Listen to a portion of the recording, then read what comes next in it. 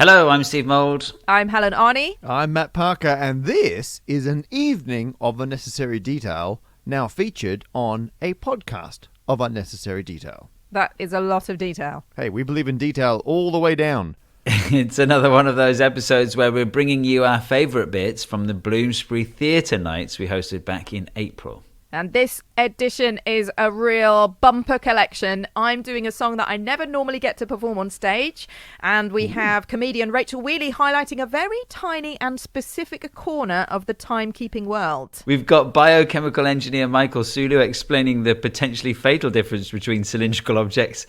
And zoologist Hana Ayoob tries to make friends with a honey badger. That's easy for you to say, Steve, but I think the show actually starts with me up first. Yeah. And can I do a proper intro for you? It's my turn. I mean, you're kindly phrasing that like a question. It's not. There's no choice. It's not optional. Please put your hands together and welcome to the stage with one of his bits, as he calls them, from his solo show, Thanks. Humble Pie. It's the one with the Australian accent. It's Matt Parker! This was one of the first bits that caught my eye when I was collecting stories of maths going wrong. I want to write a whole book and then a stand-up show about maths mistakes. And some of them are quite serious, because you have maths mistakes in aviation, medicine, engineering. You know, everybody dies. And I promised Penguin a comedy book about maths mistakes. And I can't have every single story that ends and then everyone was dead. Next story, right? And so I was looking for some pointless stories, and I found so many from the world of junk food advertising. UPM, what is it about advertising junk food? That people just stopped doing maths. Or they weren't doing maths to start, I don't know. But there's no maths occurs. And the strange thing is they want to do maths. Like when someone advertises junk food, an incredible number of times they will do it by using a big number. All the time. So actually a mathematician I know went to a maths conference in Canada a couple of years ago, and while they were there, they walked into a pancake-themed restaurant. And as they walked in, they saw in big letters above the counter, 1,001 topping options. And they thought, wow, 1,001 topping options. They must have 14 different toppings, of which you can choose 4. It's exactly 1,001. 14, choose 4, right? So they walked up to the counter and went, hey, what are the 14 different toppings, of which I must have precisely 4 to make the sign work? And they're like, no, we've got like 26 different toppings, and you can have as many or as few as you want. What? That's over 67 million possible combinations. I demand to see the manager. True story. And then they asked the manager, they said, why, if the correct number is so much bigger, why did you put 1,001 on the sign? And they said they just thought it sounded like a big number. At least try and do the working out like McDonald's did. It's that slide from before. When they brought out the McChoice menu. So this was early on. This is like one of the first menus that McDonald's did, and they put a bunch of their some of the classics, cheeseburgers, McFlurries. Oh, that's the McHot dog. You may not recognize that, because it's the last time McDonald's tried to sell a hot dog in Europe. In any other show, that would be the biggest mistake on the screen. For us, however, it is the advertising campaign where they took the McChoices menu and advertised it as having 40,312 possible 40,312 combinations. Really, McDonald's? Let's unpack that now, shall we? So, if you have a menu where there are 8 different items, you can work out how many combinations there are by taking the standard McDonald's, would you like fries with that? But you generalize it to every item on the menu. So you imagine someone comes into the restaurant with no food, and the staff are like, oh, you have nothing. Would you like an apple pie with that? Yes or no? Would you like a cheeseburger with that? Yes or no? Would you like a McHot dog with that? Probably no. And after 8 yes or no questions, they're all the options. You can either have or not have everything. That's it. And because there's 8 opportunities, each with 2 possible values, 2 to the power of 8 is 256. That's it, right? That's Every possible combination you can have. That includes walking into McDonald's and ordering everything on the menu, so just saying yes all the time. It involves ordering any combination of things on the menu, and that includes ordering what I like to refer to as the null meal. So you walk into McDonald's and go, I've made a terrible mistake. No. And if you were here yesterday, that is the same number as the Swiss train story, because once again, there's 8 different things that you can have, each with 2 possible values. Despite being a completely different situation, it's the same value. Maths. Now, because the number that McDonald's were advertising was so much bigger than the correct number, 153 people complained to the Advertising Standards Authority. I believe of those, 153 of them were mathematicians. And McDonald's had to go to court to show their working out. I mean, as an ex-maths teacher, that just pleases me so much. And so McDonald's show up, and they're like, no, of course we worked it out. What are you talking about? We worked out 8 factorial. Now, some of you know about 8 factorial. If you're unfamiliar with 8 factorial, it's not someone being like angry at 8, right? It's 8 exclamation mark means 8 times 7 times 6 times 5 times all the numbers smaller than it. That is the number of ways you can arrange 8 items. Because if there's 8 things that you can choose from, there's 8 you can take first, there's 7 less to go second, so 7 options, then 6, then 5, all the way down. And then you get the total of 40,320. 8 factorial. So what McDonald's are basically assuming is people are going to walk into McDonald's, look at the menu, and just go, wow, I mean, it's all so delicious. I'll tell you what, give me one of everything so I can eat them in every conceivable order.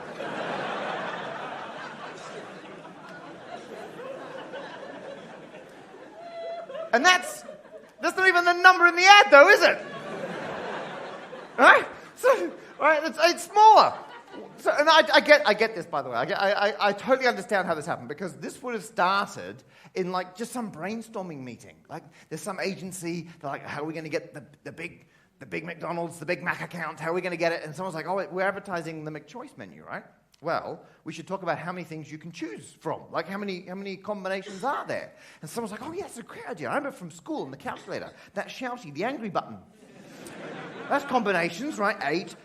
Whoa! Look at the size of that number. That's way bigger than 1001, the biggest number we could previously conceive of. That sounds like a big number. Put that in the ad. And then one brave soul went forward and went, no, you idiots. You're still including all the combinations, which only have 1 item in them.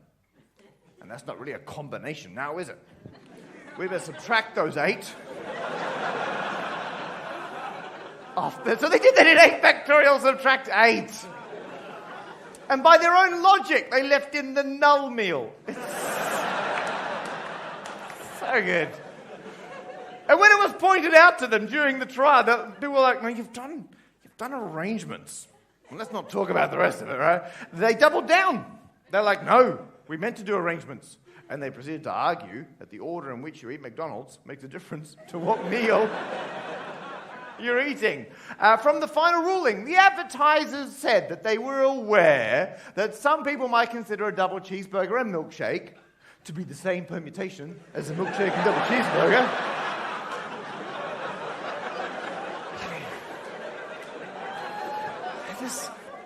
There's so much here we don't have time to unpack.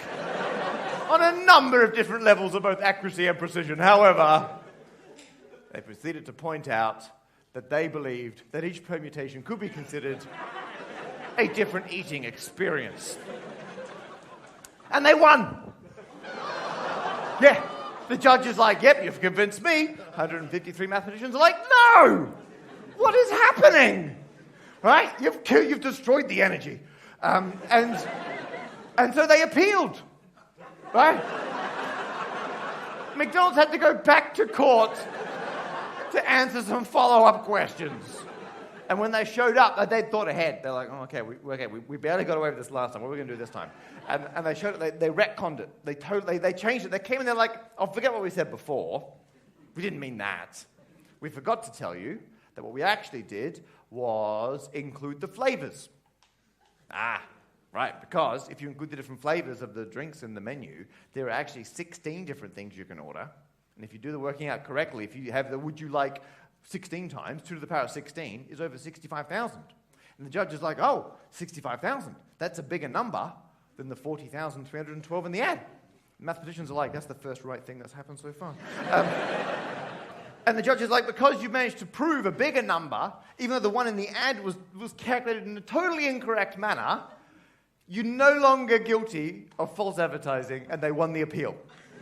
It's like, what? This the whole thing is a nightmare, right? And then I was like, you know what? When I do this show, like, because the temptation was to do a stand-up show where I just come out and we all laugh at some kind of terrible math mistake, and then we just repeat that for as long as I have math mistakes to talk about, which is a very long time. And I was like, no, I can't do that. So what I'm going to do is, for everything I talk about, I'm going to try and do one of two things. I'm either going to try and fix it, which can't fix this, too late, or I'm going to try and find a more pleasing solution. Like, was there some nice maths that was missed at the time that I could now investigate? And in this case, you know what? I'm going to side briefly with McDonald's. Because, no, hear me out. A moment ago, when we were all laughing at the notion of a milkshake and cheeseburger being different to a cheeseburger and a milkshake, a few of you, come on, were thinking, kind of does. You didn't want to say anything because of peer pressure, but you're like, I mean, having a milkshake as a starter, is that a different meal to having it as a dessert?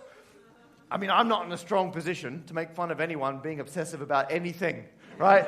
So I get it. Fine. You know what? The order in which you eat McDonald's now does make it a different eating experience. If we assume that, we just need to apply it properly. McDonald's just didn't bother doing the maths correctly because they just did it for 8 items. But who's ordering all 8 items, right? You can order fewer than 8 items. You can order any number of items, n, from 1 to 8. And then what you do is, first of all, you work out how many ways you can choose that many items. So there's only one way to choose 8 from 8, because there's 8 ones in front of you. There are 28 ways to choose 2. There's 28 different combinations of 2 things from 8 items, if you don't care about the ordering. All the way down to there's only one way to eat all 8 of them. Well, mathematically speaking. And then, fun side fact, if you add these up, 255. Plus the null meal gives you 256, which is the same answer to the same question despite completely different methods of working it out. Oh, I love this subject. Okay. You then work out the number of orders in which you can eat them, because eating them in different orders makes them different eating experiences. Right? You run the whole numbers together, add them all up, you get 109,600. Right?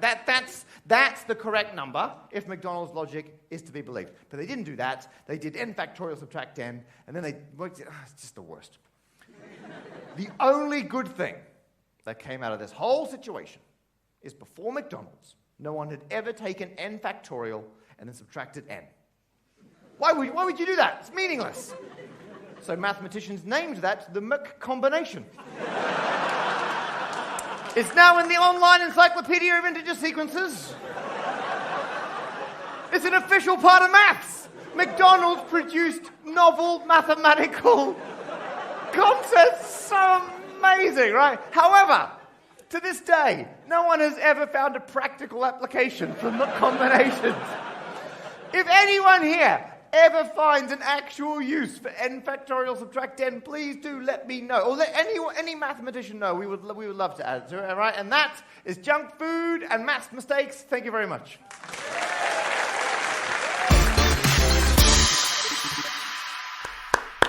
Come on. Go, Matt. Now, I know you're intending that in a patronizing sense. I choose to interpret it genuinely. Because that's a shame, because that is not the vibe we were going for. Matt, if that was something Yes. from your new show that you just recorded, tell me, how can people get hold of this work of art? I'm also taking that genuinely. Well, thanks for asking, Stephen. So, I recorded the stand-up special of my show, Humble Pie, which the McCombination thing was from. And if people want to check that out, they can head on over to standupmaths.com. Hey, if you remember my introduction from earlier, it looks like it's time for our first guest. Do you get it? Do you know who it is? Nice. Time. The word time. Yeah, I'm that's wasted a good one, on this that. podcast. Yeah. I mean, what I think you're trying to say is, up next is Rachel Wheeley, who was talking about the Greenwich Time Signal, a.k.a. the Pips.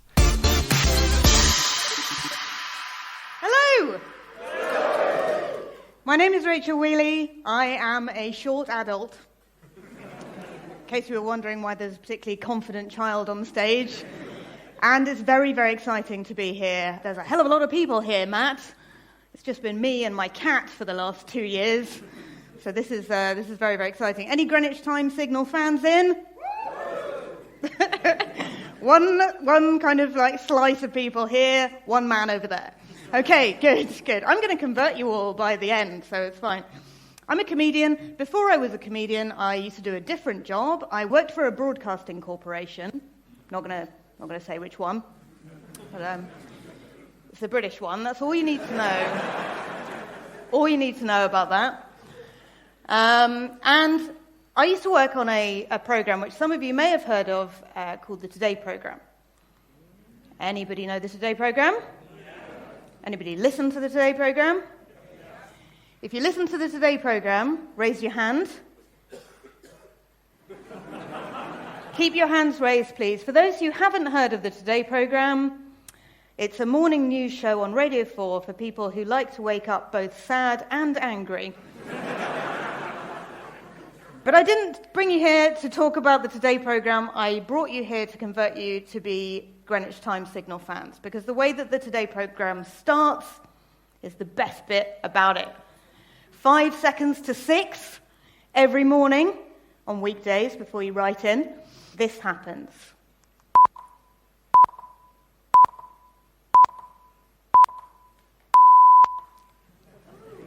Yeah!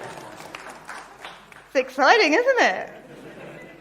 And that gives me a slight shiver, because what that noise means to me at 6 o'clock in the morning, when I've been out the night before, is that I am strapped to the front of the flagship national radio news programme with no hope of a wee until thought for the day.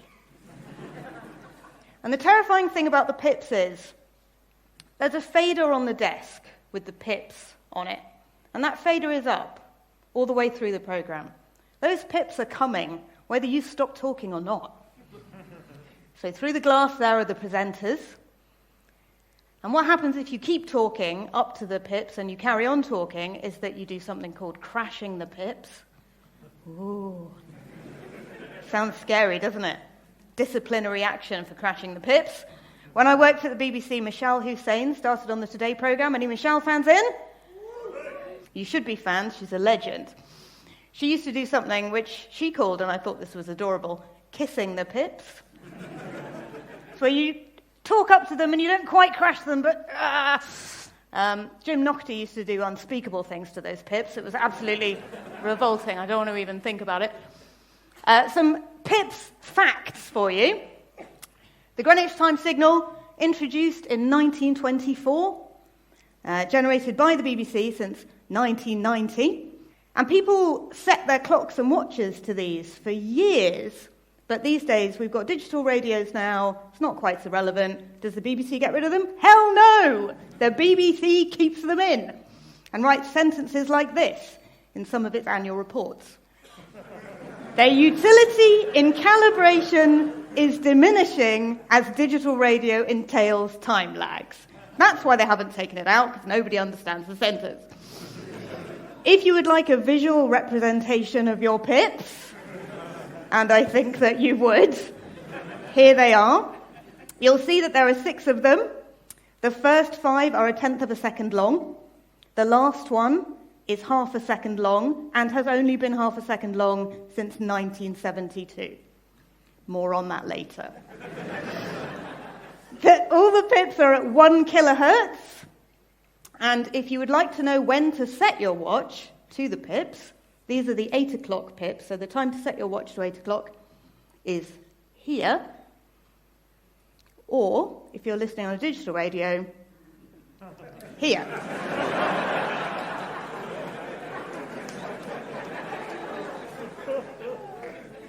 So, what's brilliant about all of this is that there are some people involved in working out how time is organised, because it's very important that we're all on time all the time. And so there exists something called leap seconds. Is anybody aware of leap seconds? Oh, everybody loves leap seconds. Okay, I should have started with that. Right, leap seconds. So, because the Earth's rotation is slowing down, guys. Don't want to panic, you guys. But it is. So, many Earth days are not 24 hours long. They're a little bit long, they're a little bit short. And the people in charge of time are very concerned that we don't start inserting tiny amounts of time into the calendar, because that would just be very fiddly. So what they do is they wait till there's a whole second to go in, and they put it in on the 31st of December at midnight. And that's represented by the pips, at which point there are 7 pips. I know, right? People stay up for this. Now, these leap pips are announced by the International Earth Rotation Society 6 months in advance. We have added 27 since January the 1st, 1972. And what happened in 1972 was there was a conversation at the BBC where somebody said, but how will we know when that last pip happens, whether it is a normal pip or a leap pip? Because all the pips were 1/10 of a second long, remember? That's when they changed it, so the last one would be half a second long, so we know if there are 7, it's a leap pip, and we can all lose our Now, it turns out, though, the problem with all of this is that nobody really understands time. Like, nobody even knows when noon is. Does anyone know when noon is? Not actually what time noon is, but when noon is. It moves by 16 minutes over the course of a year. So this is all So there was a colloquium in 2003 to decide whether we would carry on doing all of this leap pip nonsense. And I can see you're all on the edge of your seats to know what happened at the colloquium in Torino, in Italy, in 2003. All the time people from all over the world gathered together in a room and they discussed this issue. Do we continue with leap pips? Do we continue allowing nerds to stay up until midnight to listen for that 7th pip? And I can tell you what they decided was to defer the decision until 2023. It's next year! Oh my God, I can't cope. Thank you very much indeed for having me. Cheers.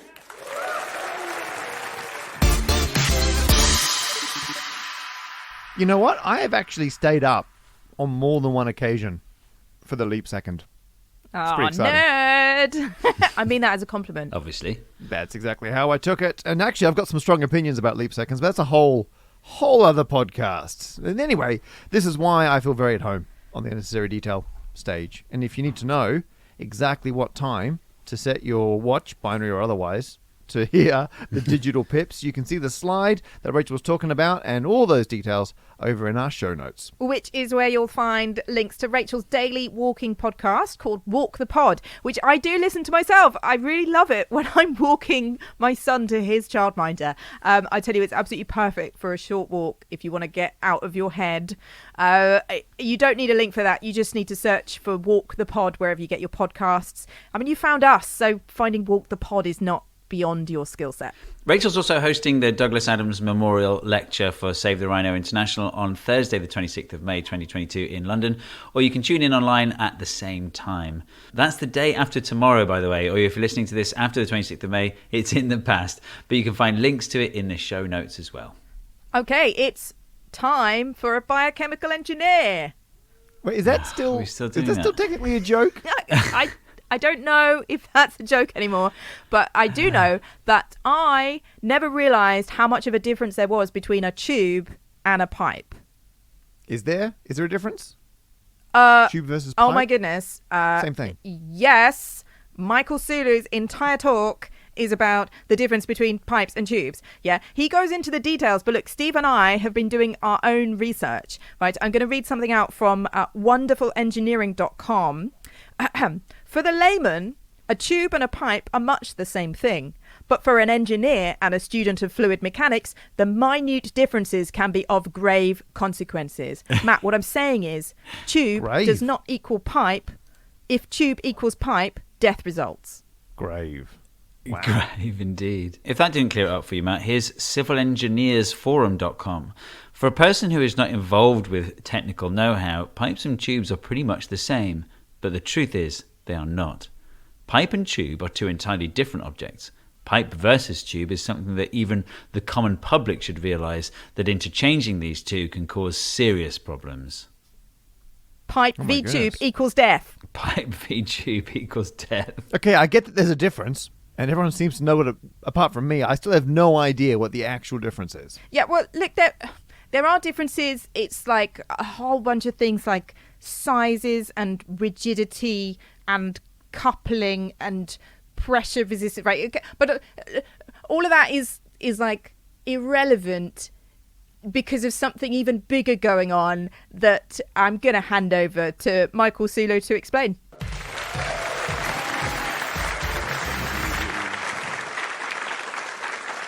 Hello. Are there any other engineers in the house? Oh, good. So this is going to be a lot of revision for you lot. But everyone else has got a lot to learn in a very short space of time. Right. So, we biochemical engineers, we try and answer the big questions, the global challenges. And they are how to feed a growing population sustainably, how to sustainably fuel or power the globe, and how to keep an aging population alive. I can assure you I have personally solved all of these things, and we're not talking about them today. We've got to keep going, because I've got a lot of very important stuff to get on. So, we're going on to unnecessary detail. I will say one thing. Children ask really specific questions. And to illustrate that, I've got a little story, which was I was giving a talk. At the end of it, in the Q&A session, a 6-year-old girl stood up and she said, "I've got a question for you." She's a very precocious little girl. And I said, "Go ahead," having no fear of this child. And she said, "Why haven't you solved haemophilia?"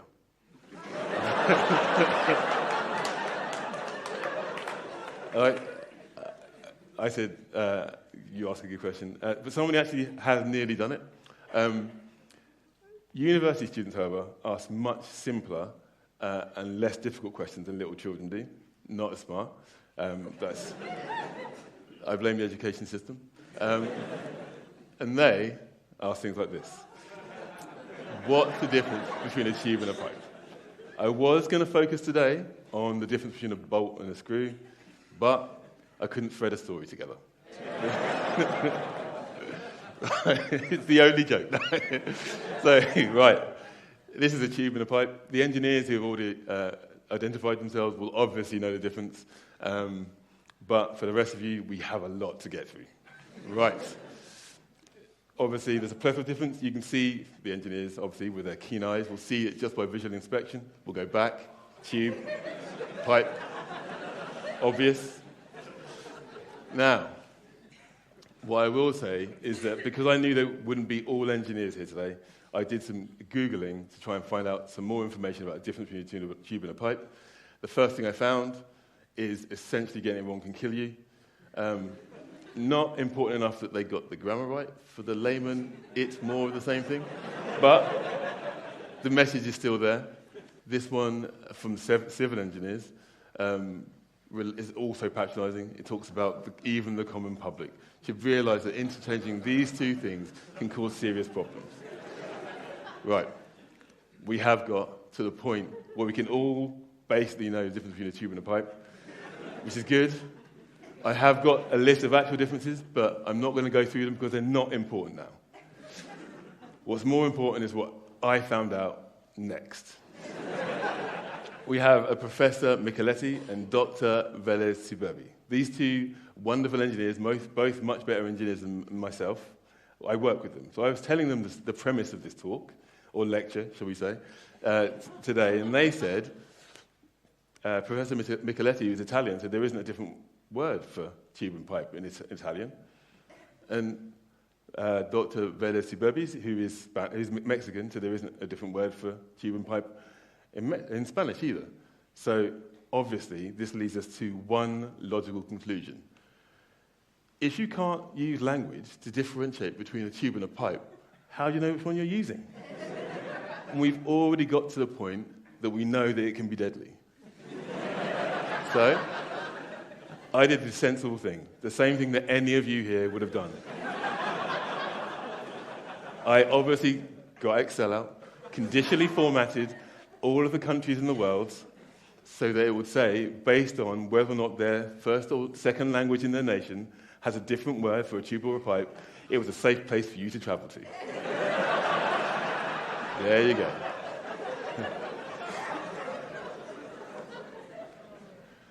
It's obviously colour coordinated, very simple. Green, safe. Red, not safe. Yellow, you may travel at your own peril.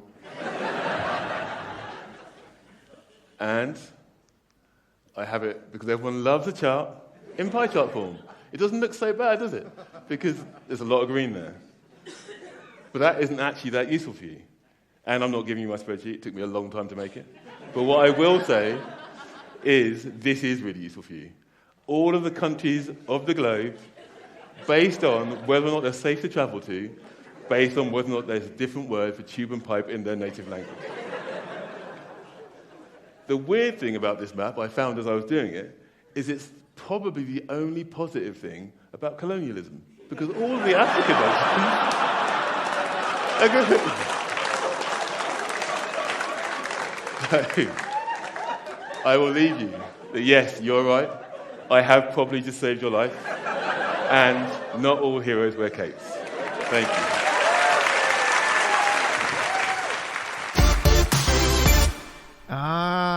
So that's cleared up the difference between a tube and a pipe.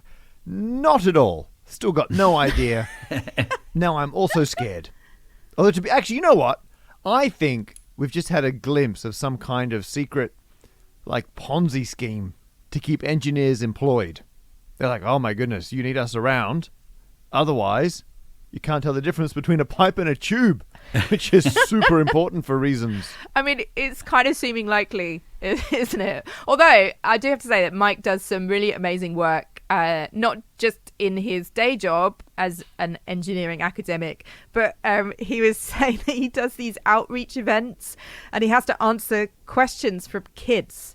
And he gave us a couple of highlights, like, how do you cut a horse in half? That's a great engineering question. Such a kid question. Right, how many Krispy Kreme donuts do you need to eat to kill you? Oof, that's impractical. This is crucial stuff. What's the biggest animal that you could kill with a 30-centimetre shatterproof ruler? Like, if the biggest problem is tube versus pipe equals death, these kids are on to something. You know, Mike did ask us to say that he's on Twitter if anyone wants to ask him questions directly. I mean, he may regret the offer, but it is genuine. It's real, he said that. And that's handy, because I've got a question. What, one for Mike? No. My question is, who's sponsoring this episode? Oh, I thought you'd never ask. This episode is sponsored by Brilliant.org, where you can learn science and maths in the best way possible through interactive lessons. If you're listening to this podcast, you're probably a bit like me and you like to research stuff for yourself and not just take people's word for it. Brilliant has so many great courses that help me to make sense of the world. So if you prefer to understand all the numbers that appear in the news for yourself, the course Statistics Fundamentals is there for you. And if you want to sort the reality from the hype around cryptocurrency, there's a course on that too. The lessons don't just look great. Everything is broken down into logical steps with examples that you do for yourself rather than just reading about it or watching a video. And it's there for you anytime on your desktop or on the app if you want to do something other than doom scrolling on your phone. You can get started for free, and if you decide you want to sign up for an annual membership, the first 200 unnecessary detail listeners will get 20% off. Follow the links in the show notes or visit our special URL at brilliant.org/APOUD. Steve, you like honey, right? I do. Yeah, and badgers, they're cute, aren't they? Very cute. Yeah, so honey badgers, they must be so lovely. So lovely. Wait a second. Why do I feel like I'm being set up for something? Okay. Don't fall for it, Steve. We've got Hana Ayoob here to set you straight on the middle of the honey badger Venn diagram. Hello, everyone. So, give me a cheer if you have heard of the honey badger. Brilliant. Okay, we're doing well. Give me a cheer if you heard of the honey badger because of a meme. Okay, so like honey badger doesn't care, honey badger doesn't give a shit. etc., etc. So back in 2011, a video came out of footage of honey badgers with a comedy voiceover by someone known only as Randall. The video went viral. As of yesterday, it's had like 99 million views. And various phrases from the video went viral in their own right. They became memes that are still used today. Now, because of the honey badger's status as like internet legend, I thought everyone would know about them in the same level of detail that I do. Potentially unnecessary levels of detail, perhaps. But apparently not. So tonight we are going to meet the mustelid behind the myth. Thank you to those who laughed at that. So the honey badger is related to skunks, ferrets, weasels, other badgers, although it is more closely related to the weasel than it is to our European badger, which is interesting and probably also a good thing, as you'll later find out. It is found throughout sub-Saharan Africa, Iran, Saudi Arabia, and parts of Western Asia. And basically, whenever it wants to like take a nap or hide, it just digs a hole, which it can do in a matter of minutes, whether that's in ground, in a tree trunk, in a termite mound, wherever, really. They're usually found alone, but they are sometimes found with a mate or with a cub in tow. And the name honey badger comes from the fact that it's thought that they like to eat honey. Turns out they much prefer honeybee larvae, and so will break into any natural hive or man-made hive. People have tried to make the man-made ones honey badger proof and mostly failed. They'll get right in deep into the hive to get hold of the honeybee larvae. And people previously thought that they were immune to bee stings. No, they just don't care about them. Even though some honey badgers have died from bee stings, still don't care. They've got quite a thick skin, literally, and they also have another surprise for the bees. So like their relative, the skunk, they can release a massive stink bomb, which can stun bees. But they tend to only use that in life-threatening situations, which apparently is whenever they break into a beehive. Now, when, the honeybee larvae that isn't quite enough, other things that honey badgers will eat include reptiles, amphibians, scorpions, birds, baby foxes, baby jackals, baby wildcats, turtle eggs, porcupines, because that thick skin means apparently the quills don't get in too deep. They do get in, they just don't care. Their bite is also strong enough to break open a tortoise shell, because they don't have enough food already. And they'll also eat most plants and roots. Why not? They'll stack up stones to get up to high places to store things. They'll, dig holes. They'll store things in there. Part of their reptile diet does include venomous snakes. Also not immune to the venom, but they do sort of gradually build up some venom as cubs, as their mothers gradually introduce them to more and more venomous animals until they're happy to eat a cobra. Perfect parenting right there. In addition to all the previously mentioned food, they also like to scavenge, and they like to steal from predators, which means they quite often end up face-to-face with a predator that's about 20 times their size. Because honey badgers are about 30 to 40 centimeters tall. They only weigh 5 to 11 kilos. They're not that big. They just have the attitude to make up for it. So if they end up face-to-face with a fully grown lion, they will make a rattle roar. Very interesting noise, suggest looking it up. Their hair will stand on end, and they will charge at the predator. This usually puts the predator off. Sheer aggression, it turns out, is an evolutionary strategy. If that doesn't work, they release the stink bomb. If that doesn't work, and a predator actually gets hold of them, perhaps by the scruff of their neck, they can actually turn around almost 360 degrees inside their skin. It's that loose. So predator grabs them from the back, they turn around completely, claw them in the face, or bite them right back. The Guinness Book of World Records once named them the most fearless animal on Earth, and I think they're doing pretty well at that.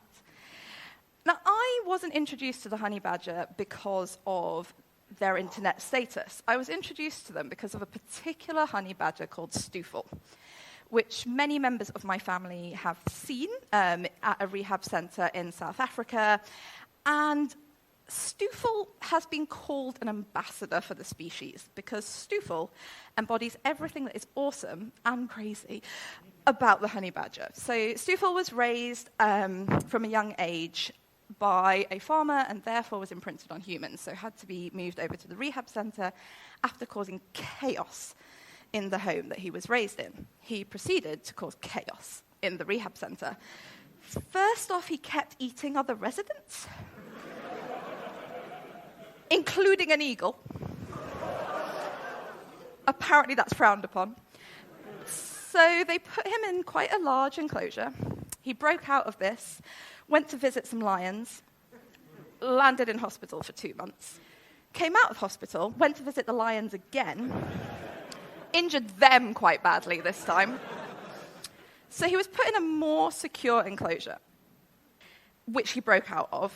Used to break into the kitchens to get food, break into guest rooms, tear through their bags, etc., etc. So all the trees were taken away from around his enclosure so that he couldn't climb out using those. He still managed to get out. They realized it was because he was stacking up stones and rocks, so they took those away. Stoffel then started digging up dirt, rolling it up into balls, stacking up the balls. And the first time he did that, he broke into his handler's house just to make sure everyone was very clear he could still get out. At some point during all this, they tried to get him a girlfriend. They just both escaped together again and again and again. So eventually, the rehab centre decided that he just was going to be a free-ranging badger. They'd just keep a very close eye on him. Now, when I visited South Africa quite a few years ago, I was absolutely dead set on meeting Stoffel, which didn't happen. We didn't have enough time. But I did see 2 honey badgers in the wild in 3 days, which is practically unheard of. And seeing these monochrome masters of mayhem in the wild has absolutely cemented their place as my favourite animal. And I hope that tonight I've convinced some of you to give honey badgers a place as your favourite animal too. Thank you very much, everyone. Woo! Don't cross a honey badger. Right, I get it now. Thanks. Yeah, that's the kind of life lesson that Hana is really good at. So if you want more great zoology stuff, she's on social media and has a website where she runs online science comedy gigs. They're so good. She draws amazing art, science, crossover stuff as well that she sells in her Etsy shop. I do personally have a large collection of her Christmas cards.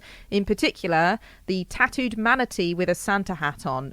That's my favourite. All of that is linked in the show notes. And as we're now gently rolling to a halt at the end of the podcast, it can only mean one thing. Helen is going to play us out with a song. Yeah, I sure am. But before we do that, we are contractually obliged to mention that we're part of the Acast Creator Network. I also feel obliged to mention that a load of extra detail about all our guests, lyrics to Helen's songs, links to everything we've mentioned and all that good stuff is in our show notes. Click the link in the podcast description or find it on festivalofthespokennerd.com/podcast. And I am under no obligation, contractual or otherwise, to mention that there'll be another episode of this podcast next week, back to the regular format. However, if you've enjoyed hearing things recorded live on stage, all 3 of our Festival the Spoken Nerd stand-up specials are available for download on our website for just £5. £3.14. It's a price so hilarious, it's immune to inflation. If you want to get in touch, we're on all the social medias and we're on podcast at festivalofthespokennerd.com. Right, over to Helen for the song and see you next time. Bye. Bye. Hello, I'm Helen. I'm 1/3 of Festival of the Spoken Nerd and the one who organises all the shows. So I get to do... Thank you very much. Thank you very much. Yeah, that's about the right amount. Can everyone hear the ukulele? Yeah, I'm sorry about that. That's fine. So I organise the shows, which means I get to do whatever songs I like in this show. And I'm going to do 2 songs. The first one has 1.5 jokes in it. So the words aren't actually by me. The words are by my friend Beck Hill, who is who many of you know. You'll have seen her on Make Away, Take Away if you've got kids under 10, or you'll have seen her on the Jonathan Ross Show. She's a comedian. She often does An Evening of Unnecessary Detail. She's fantastic. She wrote a song for a friend of hers who had their heart broken, and she asked me to set it to music. I never get to perform this song because, like I say, it's called 1.5 jokes in it. which is not a high enough hit rate for my normal set. So I'm getting to do it tonight just because I just really want to record it for our podcast. That's literally it. So I do want you, we've got 1.5 jokes. I keep going on about the 1.5 jokes because I really want you to enjoy them when they turn up. If you spot them. I mean, they're quite subtle. But anyway, what I need 3 people on the front row to help me. Yes, this is a song that does involve some audience interaction. So can I have 3 volunteers who are nice on the front row? I'm just looking at 1, 2, 3 there. I need you to say something. I'll tell you what you're going to say. Don't improvise. It's not that kind of show. So I'm going to go do, do, do, do, do, do, and you say, you can do it. Can we have a little practice? You can do it. Yeah, okay. It's more like, I want it a bit more encouraging. You're sort of saying, you can do it. I mean, yeah, which is nice, but like, I want encouraging. To give another go, okay. Do, do, do, do, do, do. You can do it. Oh, that's brilliant! Wow! I thought you were born for this. That's so good. I love it. Your one is do, do, do, do, do, do, do, 48, 49, 50. But a bit, again, like you're counting press-ups or something, you know. Here we go. Do, do, do, do, do, do, do.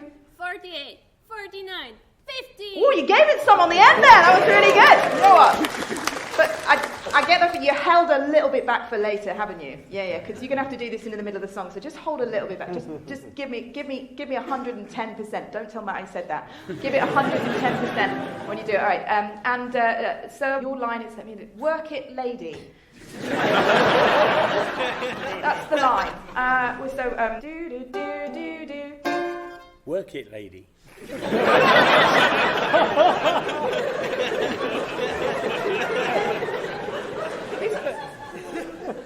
It wasn't how I imagined it. It kind of worked for me, actually. Actually, just do it exactly like that, or something completely different. Up to you. It's totally fine. I loved it. You're brilliant. Perfect. That's going to be great. Don't worry. I'll give you a bit of warning before it happens. All right. You're actually leaning forward and you look slightly nervous. Good. These 3 aren't going to enjoy those 1.5 jokes. They're just not going. They're just too nervous. Here we go. Let me explain what this song is. So. The words were written as a poem by Beck. She asked me to set it to music. And it is a song about a strong woman at a circus, which is quite an unusual job. It's a particularly unusual job for a woman. And it's very difficult to progress. It's very difficult to get promoted. It's very difficult to further your career as a strong woman in the circus. But I tell you who has it worse, the trapeze artists. Because those female trapeze artists, the glass ceiling gets them every time. That was a bonus joke that wasn't even in the song, so enjoy it more than you thought, right? Good. Let me just check what I've got. Yeah, brilliant. I've written the whole song's on my hand. Well done, everyone. I hope everyone has forgotten as much as I have throughout the entire pandemic, because and that none of you have to then sing it in front of 500 people. Good for you. Here we go. Did you hear about the act at the circus? Tonight she's trying a new part. You'll be on the edge of your seat with her amazing feet. She's a strong woman with a broken heart. A strong woman with a broken heart. She fell in love with a handsome clown, and they began a glorious affair. But life can be cruel and not all fun. Ironic when you live at the fair. Yeah, that was the half joke. Well identified, very good. You're a smart audience. Here we go. The woman who was mightier than 20 men was slowly falling apart. She remembered the saying, on with the show. The strong woman with a broken heart. A strong woman with a broken heart. The pain in her chest grew intense, and she booked. That was the joke. All right, just thank you very much. They applauded on the front row. I think out of relief that it wasn't their turn to do that. All right, I'll do it again, and you'll enjoy it 50% more or less the second time, who knows? Here we go. The pain in her chest grew intense, and someone laughed before I even did the joke. It was that good, you were like, I know what's coming. Lol. I'm really enjoying this, thank you so much. The pain in her chest grew intense, and she booked a doctor to treat her. He said, your heart is just a muscle like the others. Don't let this setback defeat you. Don't worry, it's not yet. You're fine. You've got another 30 seconds. Here we go. She took his advice and began training. She needed somewhere to start. Remember the saying, no pain, no gain. The strong woman worked out her heart. The strong woman worked out her heart. Here you go. Do, do, do, do, do, do. You can do it. Do, do, do, do, do, do, do. 48, 49, 50. Do, do, do, do, do. Work it, lady.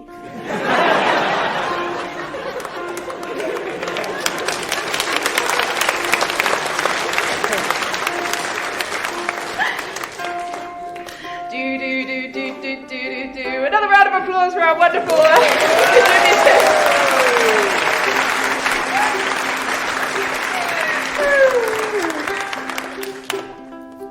Every time she used her heart, it grew and grew.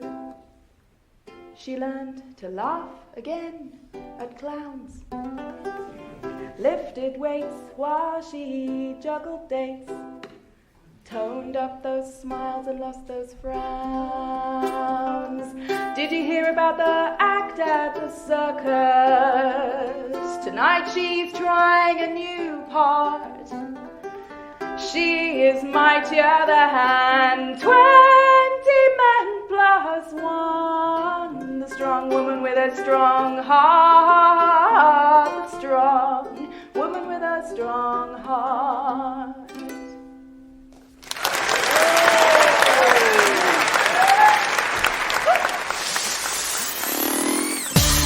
A podcast of unnecessary detail is made by Festival of the Spoken Nerd. That's Helen Arney, Steve Mould and Matt Parker.